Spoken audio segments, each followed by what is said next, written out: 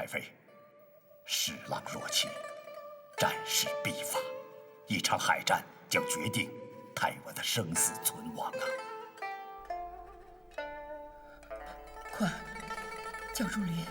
是。国轩，朱林是军中将领，是你的部下，受延平王和监国之累。数月前被冯锡范定为统敌叛逆，京城内应。我厚着脸皮请冯锡范准他到北原别馆待发，这也是权宜之计。我这里不需要他侍奉，如今我把他交还给你，是死是活，全凭你刘祖都处置了。末将刘国轩，遵老太妃谕旨。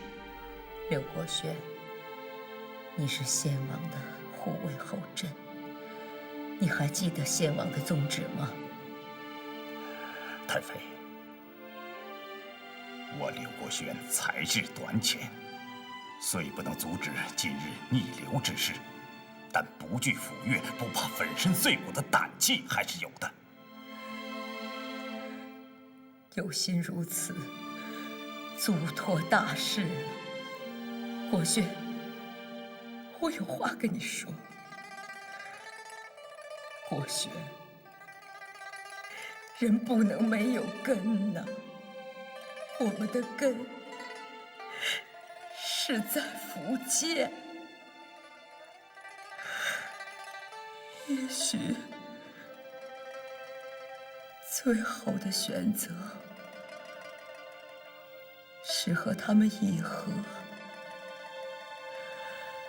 任何自绝百姓、自绝祖宗的蠢事，都会沾污先王的英名和业绩，都会毁掉自身的作为和名节呀！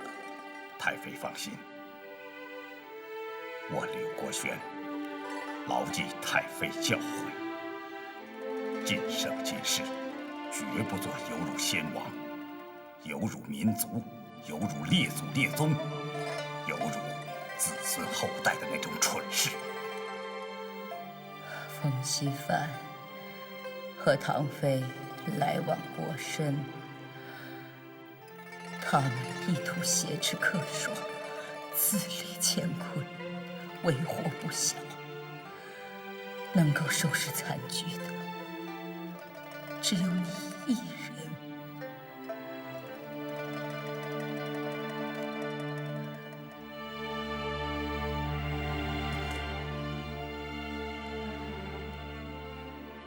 谢你了，国轩。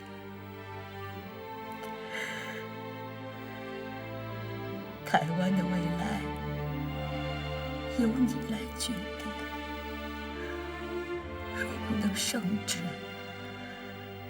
就义而和之。先王和我都不会责怪你的。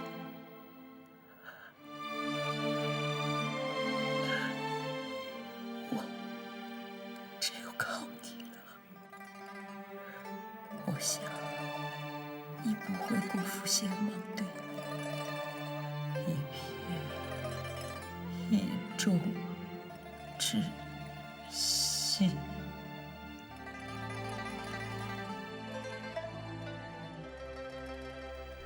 吾皇万岁万岁万万岁！平身。谢皇上。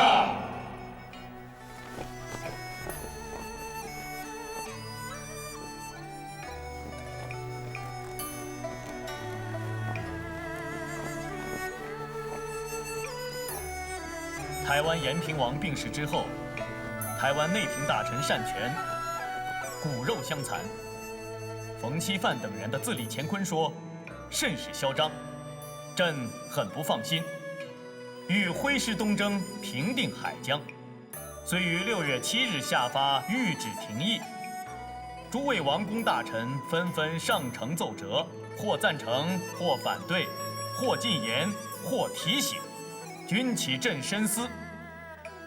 户部尚书梁清标的府库拮据一论，就填补了朕思虑上的疏漏。今日朕以茶代酒，来感谢诸位王公大臣的进谏之功。谢皇上。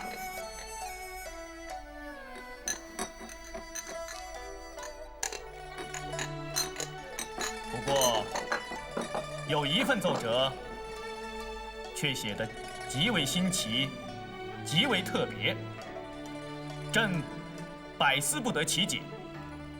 故此今日朕把它带来，愿与诸位爱卿共赏。请。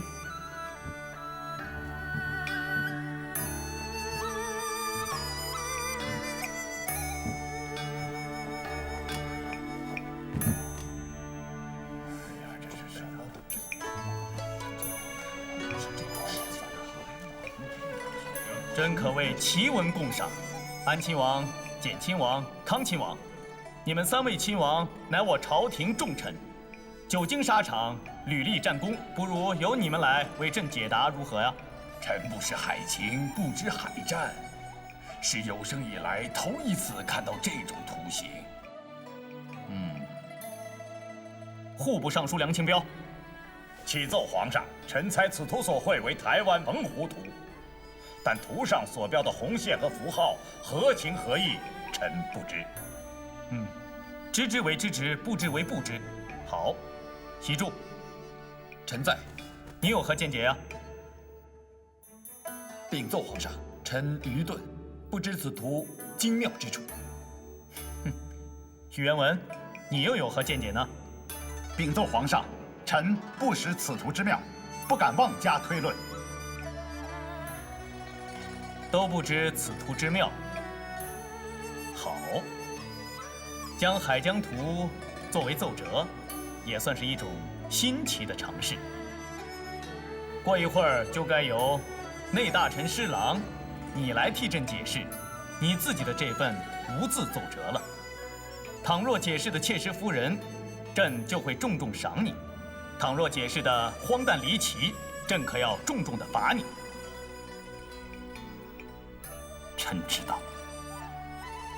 福建总督姚启圣向朕奏报：康熙20年4月，台湾延平王病逝之后，冯锡范杀死监国，拥立自己的女婿郑克爽为王。这海贼在台湾本已是强弩之末，如今更是实力大减。今日朕把诸位爱卿都招来，召开此次听证会，就是想请你们拿出一个切实可行的章程来。皇上，臣以为，海愤一日不静，则民生一日不宁。时下三藩之乱已平，海晏波清，府库充盈，加之台湾海贼贼势日衰，眼下正是彻底解决台湾心腹大患的良机呀！皇上，台湾是界险之极，确实有人喜欢把它夸大，说有了台湾就可以增加税赋，没有台湾，那饭碗里也少不了几颗米粒儿。兴师动众，劳民伤财，到底值不值得？如今天下刚刚太平，只要严刑海禁，严防海贼窜扰也就是了。臣对台湾的攻略主张，已在《编换易经书》和其他奏书中所陈明。台湾一日不归入大清版图，终是心腹之患，非界选之急。臣知道海贼中尚有一些居心叵测者，若是得势连接国外，将来后患无穷啊！你怎么又扯上外国去了？据臣翻阅《史记》考察，自明代以来，先后有荷兰等外国人侵占过台湾。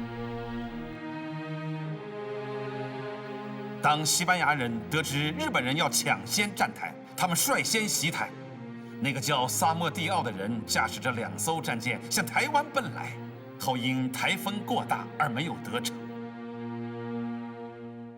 荷兰人先占澎湖，后占台湾，一战就是38年了。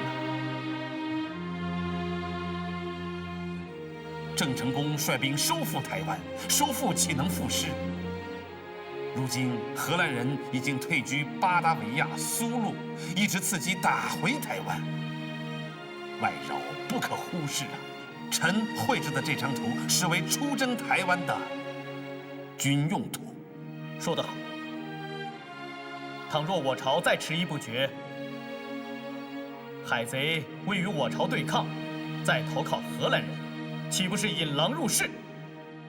施琅所虑极有道理。施琅将军，臣在。你可近前来，仔细讲解。这。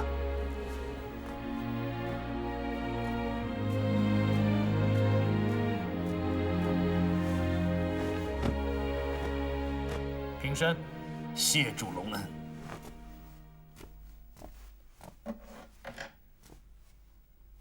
这是台湾岛，状似荷叶卧波，周围有彭佳屿、棉花屿、龙屿、陆屿环绕，呈众星捧月之状。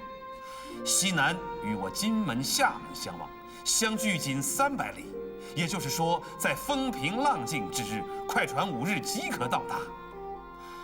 台湾岛的大小，是我福建的10之3成。岛上男女人丁不过30余万人，多为我广东、福建一带的人。岛上所称的土著人，也是我古代闽粤一带百姓迁居。这就是说，岛上的青壮年如被海贼所驱迫从役，顶多也就10余万人。台湾岛可耕种的土地约为30余万亩，原可自给，1岁3黍。但近年来连连遭灾，特别是去年又遭遇3次台风，深陷于粮荒之中。也就是说，老百姓们因粮荒而惶惶不可终日。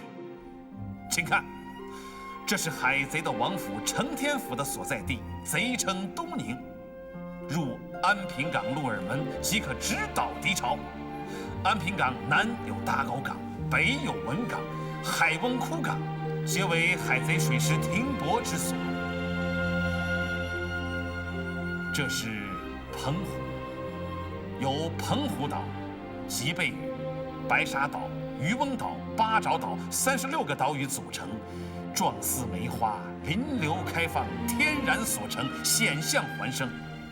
岛内居民不过300余人，海贼的精锐船舰均集结于此。10几年前，臣亲自驾船逼近澎湖，实地考察，对这一带的山峦、水流、航道暗礁熟记于胸。10几年来，海贼虽加强防守，但这一带的自然条件是没有改变的。台湾澎湖在我心中只是个模糊的影子。世台内大臣施琅如此细说，真是闻所未闻，增长了不少见识和才智。古人云：“为将者有勇不如有志，有志不如有学。”方才内大臣施琅将军有关台湾澎湖之论，方知此言不无啊。战争胜负的关键，在于敌我力量的对比。27年前，我们收复台湾，率兵2万余人。后延平王入台，争夺台湾的统领之位，率军8000余人，合计3万余人。经过10年的修身养息，延平王参与3藩之乱，台湾官兵几乎倾巢而出，号称10万官兵，实则不过6万；号称战舰1000艘，不过500余艘。8年战争，康亲王主持福建军务，实施剿抚并用之策，战绩辉煌，差点使海贼全军覆没。目前海贼官兵不超过10多万，战船不超过200艘，是海贼历史上最没落、最困难的时期。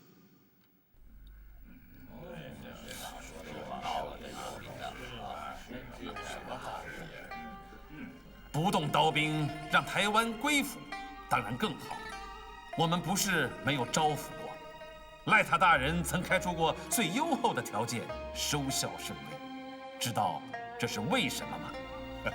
施大人，他们这是看出了我们兴师征讨的决心不大，才依靠汪洋大海来对抗。是，不是不可以抚，但抚要有个条件，必须大兵压境，以战逼和。这就是我提出因剿御府的本意。因剿御府，关键在于剿字，要以剿逼和，以剿挫服，造成大兵压境的强势，使他们胆战心惊，他们才会坐下来和我们谈判，他们才会老老实实的投降。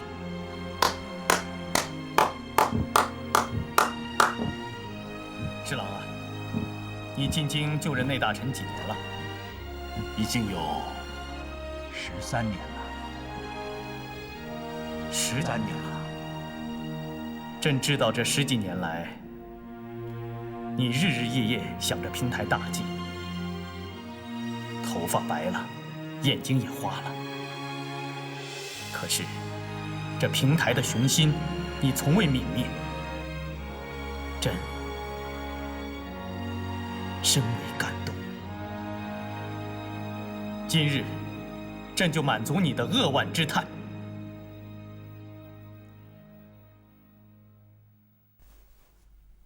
内大臣施琅听旨，臣在。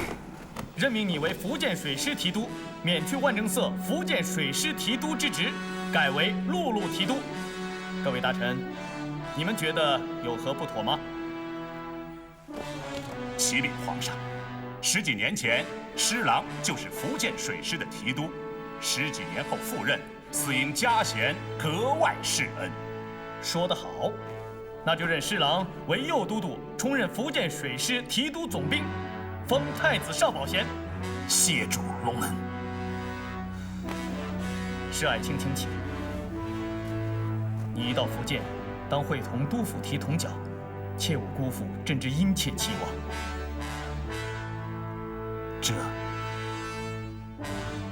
朕要将这决策选将一事，告召朝中文武百官，以及东南各省都城边将。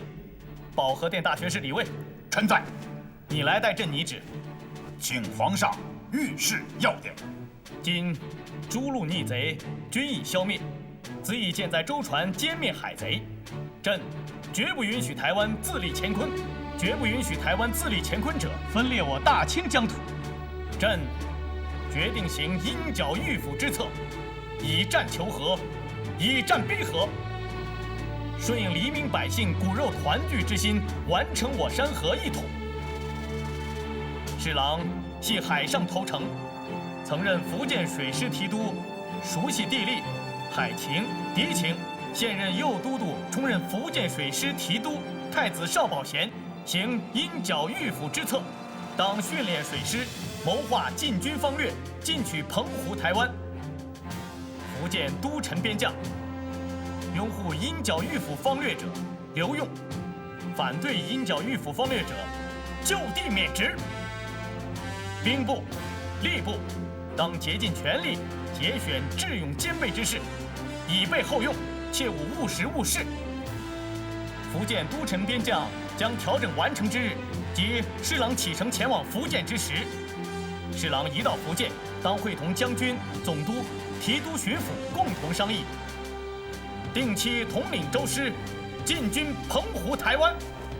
吾皇万岁万岁万万岁！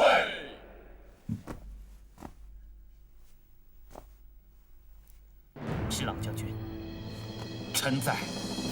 朕将这台湾海图归还给你，你当切记，此次征讨不是针对台湾黎民百姓，而是台湾的分华势力。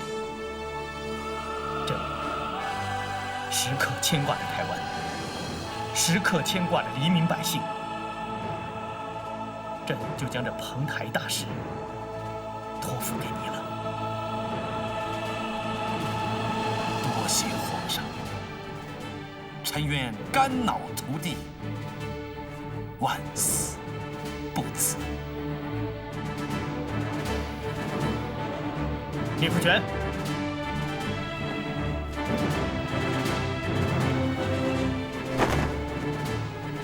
侍郎，朕今日授你这面龙旗，你当使它在台湾岛上高高飘扬。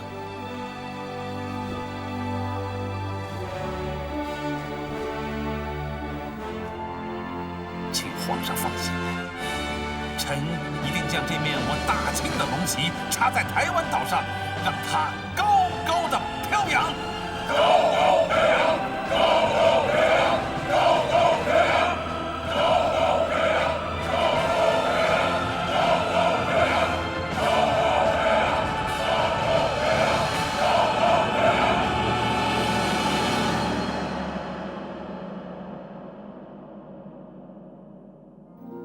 父亲，儿请求随父出征。儿虽不能出海杀敌，但帮父亲做些文书事务，还是可以胜任的。父亲，父亲，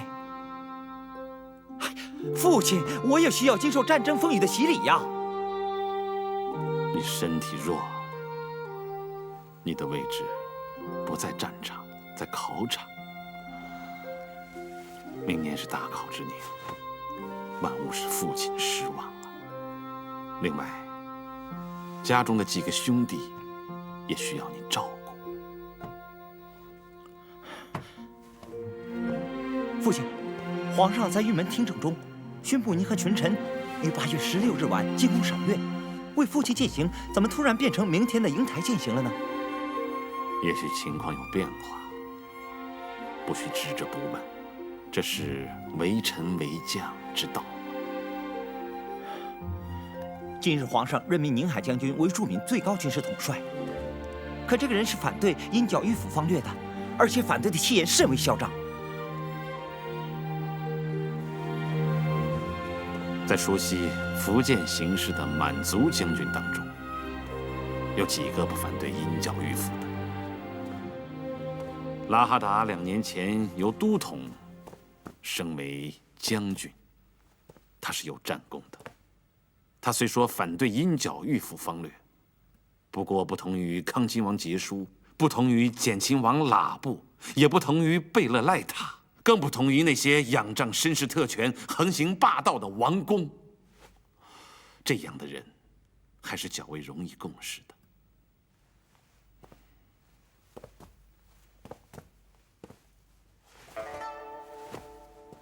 父亲了解福建巡抚吴兴作的为人吗？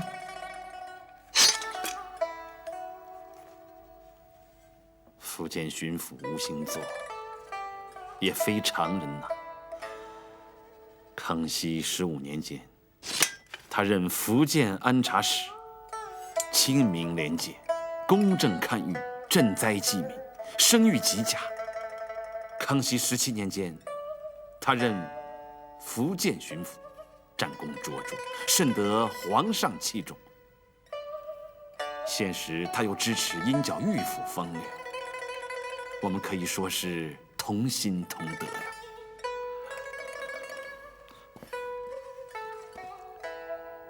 父亲了解福建总督姚启圣大人为人情壮，行事风格吗？姚启圣有恩于父亲呐。世伦啊，你今天到底想对父亲说什么？父亲，既然儿子不能随父亲出征，儿子愿说出心中2点忧虑。那好，都说出来吧。父亲，我近日再次琢磨了皇上6月24日在养心殿庭宴中口授的谕旨。虽说任命父亲为福建水师提督，可并未授予父亲决断福建水师的一切行动之权。谕旨中说，侍郎到福建后，即于将军、总督、巡抚、提督商卓克期统领州师进去澎湖、台湾。可这完全是由以满治汉、以文治武2条绳索围成的圈子啊！在这个圈子里，只要将军、总督有一个人不点头，父亲任何重大军事行动也都实施不了啊！今日皇上在玉门听政中宣布，福建都城边境的人事调派也是以满治汉、以文治武的格局。宁海将军拉哈达依然是驻闽的兵马最高统帅，节制驻闽的所有兵马。总督姚启圣的权威更是有所加强，仍然挂着兵部尚书的头衔。父亲如果在军事行动中与总督将军的意见有所分歧，父亲能按照自己的意愿决战决胜于海疆吗？儿子不忧台湾海贼猖獗，而是忧父亲在这以文治武、以满治汉的圈子里难以有所作为呀。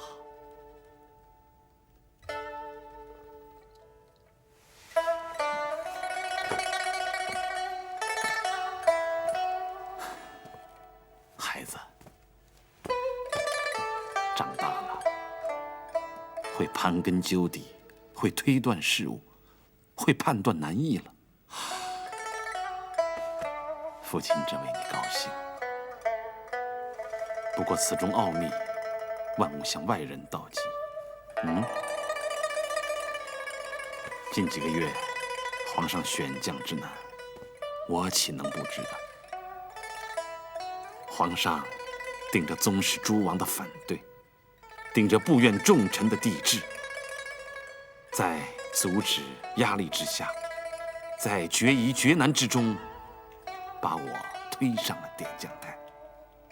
皇上又在诸王忠臣叫嚷的组织朝制的压力下，巧妙安排，既明确了主战派的位置，又明确了总督、将军、提督三位同征者制衡撤制，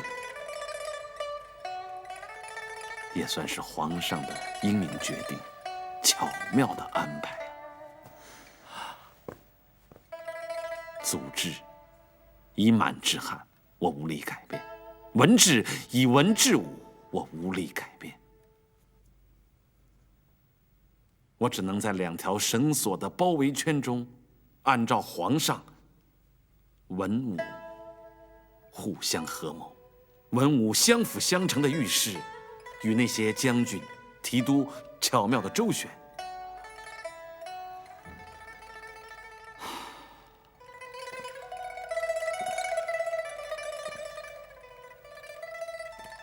天网疏漏，漏在何处？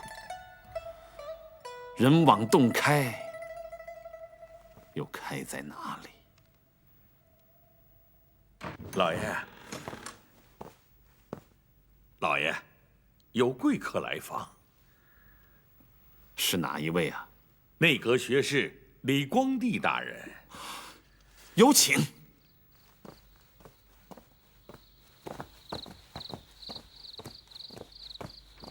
哎呦，安西才子李郎，施琅的保护神呐！哎呀，入夜闻知皇上瀛台践行的谕旨降临施府，光帝特来向施大人祝贺呀！先生驾临，蓬荜生辉，快书房叙旧，请。好，请。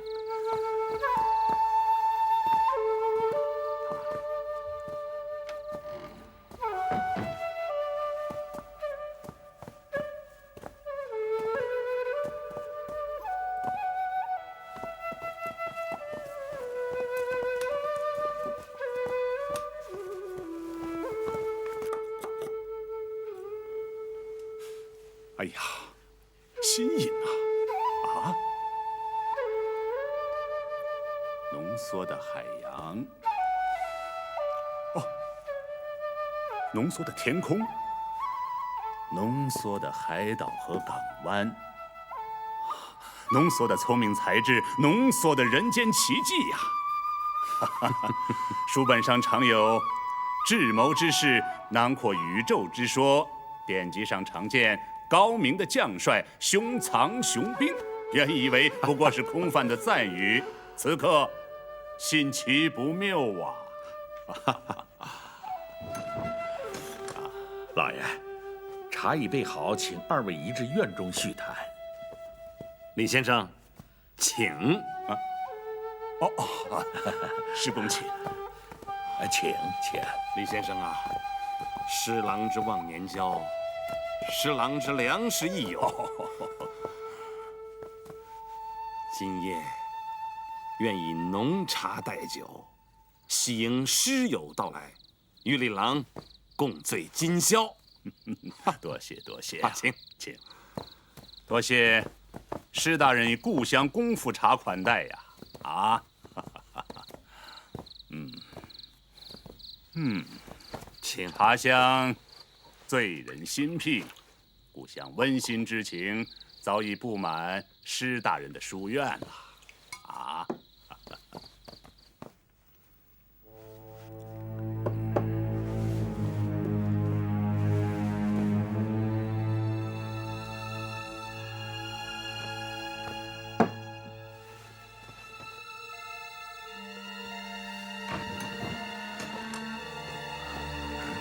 冯大人，唐妃娘娘来了。快进，快进。去，到外面守着。好。你怎么来了？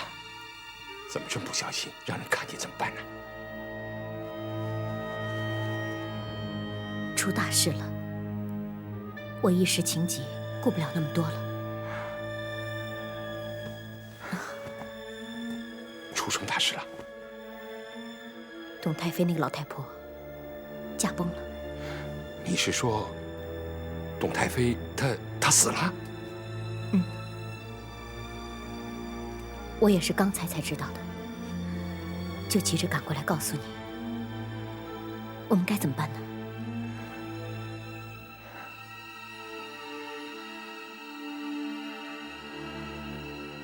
好，死得好，以后你就伟大了。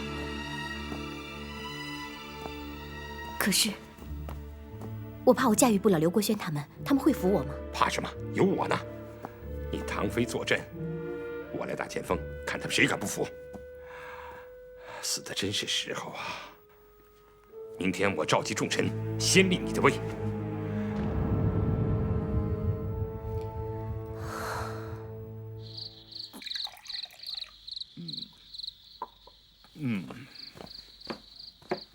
醉饮故乡茶，专谈故乡事。施大人，你可知家乡的父母官姚启圣知其吗？侍郎已离开家乡10几年了，与姚大人相见，只知其有举荐之恩，并未闻其有奇特之事。先生寄留故乡多年，造福桑梓，必知许多其他事，恭请示之。啊，姚大人啊，今年57岁，虽少公4岁，却有官声，请倜傥以豪爽闻名，有虎威，人皆以虎视之，民畏若虎啊！他已保证苦民吗？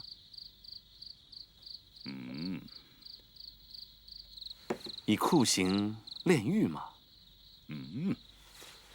行事专横吗？师公啊，蜀光帝浪言则公啊！师公敬民若父，爱民如子，怎么一提到民畏若虎，就心情紧张啊？心肠太软了，此味非仇味，乃敬畏也。施大人啊，姚大人若虎，天性使然，你信其否呢？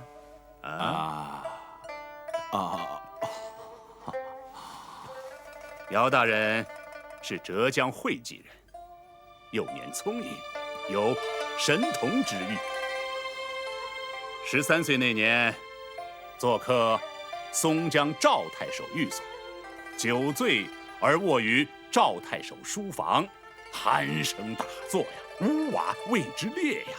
赵府仆童窥窗视之，皆大惊失色呀，曰：“姚大人非人，乃雕虎也。”姚大人也自知不凡呐，以虎性苦修，虽虎气勃勃，虎威自生，虎名远扬，遍及这里。师公，你以为其否啊？是其而有序，其而可嘉呀。不过以施琅看来，他倒像是以文人如是，非胡也。遥制台之旗，还旗在仕途的发端。明崇祯15年，姚大人以诸生知通州事，使通州豪绅黄某以皇气之威横行乡里，残害百姓，衙役不敢进，百姓不敢言。姚大人闻之，扑黄某当众审讯，杖而杀之，并书黄某罪状于知府门前照壁上挂印，弃官而去。年仅18岁。师公，以为其否？这是二期，举止光明，举止磊落，现雕虎之志，展雕虎之威呀！遥制台之旗还旗在自信。康熙13年，耿敬忠响应吴三桂叛于福建，分兵进攻江西、浙江。姚大人单骑进入耿敬忠大营，说降耿敬忠，以此战功被皇上擢升为福建布政使。康熙16年，姚大人又先后以重金招降了吴三桂的大将韩大任和刘进忠，解除了福建两侧的威胁，迫使延平王退守金门、厦门。平定三藩之乱的数年间，朝廷各路人马云集福建，亲王、贝子、将军、都统，各率所部，各逞其威，都是惹不起、难伺候的主啊！姚大人以纵横捭阖之才，居中周旋，从容周到，既能赢得康亲王、安亲王的青睐，又能得到贝勒的赏识；既能赢得将军的支持，又能赢得都统的敬重。巡抚、将军也仰其码头而行啊！如今福建的军政大权，皆操遥制台一人之手，师公，以为其否啊？七奇，姚大人呀，七奇！真能都提同心，相辅相成吗？若是姚大人能心诚相待，他的智囊黄信镇能容许施琅横插其中吗？他的亲将亲军韩大任、刘进忠、朱天贵，能甘心情愿听从我施琅的调遣吗？施大人，夜深了，该告辞了。师公啊，遥制台的七旗可以纵横观察，终不及施大人的天下大旗的澎湖台湾海域图可以纵横沙场。此乃施大人10几年的力血之作啊，足以感天地而动鬼神。望师公此去福建，与姚大人协谋合律，造福乡子，造福梨树，早奏凯歌。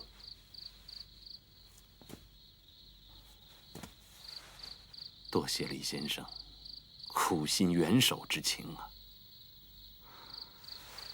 此刻方知前途凶险，不能不见呐。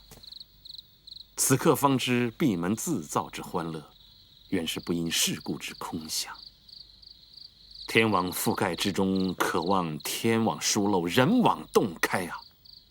可这天网疏漏，人网洞开的玄机，又在哪里？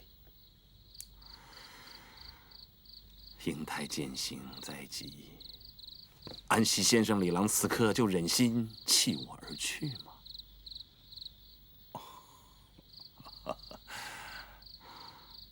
李先生多才，必有良策，请给施琅指点迷津。师公逼我，皇帝只好从命了。吴起诀，